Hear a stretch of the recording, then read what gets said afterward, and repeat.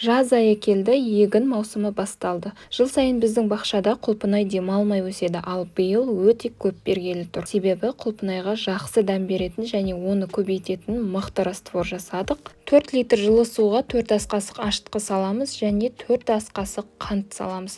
Қант құлпынайдың дәмін жақсартады. Барлығын жақсылап араластырып, бірнеше сағат күтеміз.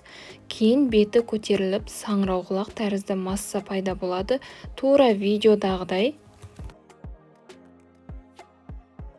Дайын массаны 10 литр суға араластырып, лейкаға құйып, әр клубниканың түптеріне құйып шығамыз.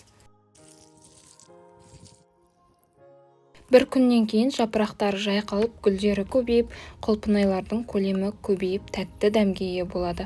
Ақпарат ұнаса, арнаға жазыла кетіңіз.